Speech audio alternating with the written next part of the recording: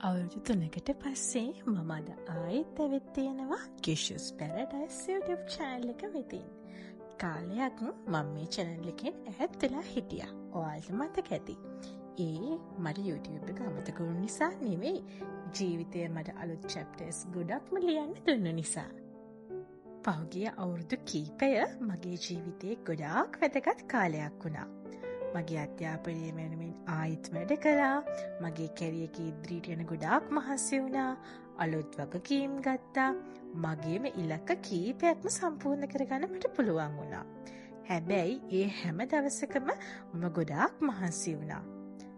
ඒත් සමහර දවස්වල මටත් හිතුණා මේ හැම දෙයක්ම බැලන්ස් කරගන්නේ කොහොමද කියලා.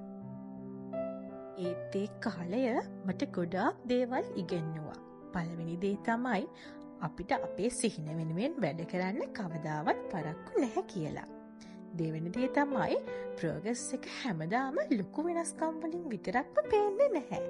පුංචි පියවරත් අපිව ඉදිරියට ගෙන යනවා කියලා. තුන්වෙනි දේ තමයි අපි අපේ ජර්නි එක අනිත් අයගේ ජර්නි එක කම්පෙයාර් කරන්න ඕන නෑ කියලා. ඉතින් අද මම ආයෙත් මේ channel එක පටන් ගන්නේ වෙනස්ම හේතුවක් නිසා. මට හිතෙනවා මගේ අත්දැකීම් තවත් කෙනෙක්ට ශක්තියක් වෙන්න පුළුවන් කියලා. කොහොමද මම මගේ මාස්ටර්ස් දක්වා ඉගෙන ගත්තේ? ජොබ් එකේ කොහොමද එක්සිකියුටිව් ලෙවල් එකක් දක්වා ඉම්ප්‍රූව් කරගත්තේ? ඒ වගේම මම ආසම කරන විදිහේ ලස්සන කාර් එකක් ගත්තා වගේ මගේ ජීවිතේ මම අචීව් කරගත්තු ගෝල්ස් කොහොමද මේ තරම් කුඩා කාලයකින් ලස්සනට අචීව් කරගත්තේ කියලා ඔයාලට ෂෙයා කරන්න මම ගොඩාක් ආසාවෙන් බලාගෙන ඉන්නවා. ඉතින් next chapter කියන්නේ අපි හැමෝටම තියෙන අලුත් ආරම්භයන් ගැන කතාවක්. ඉතින් අපි කතා කරමු.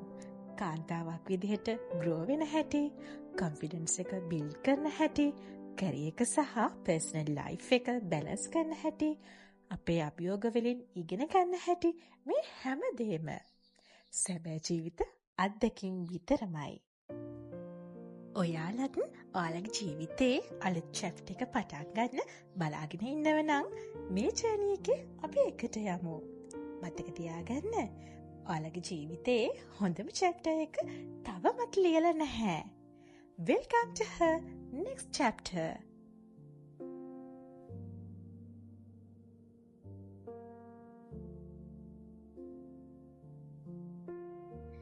ජීවිතයේ හැම කෙනෙක්ටම තමන්ගේම කතාවක් තියෙනවා.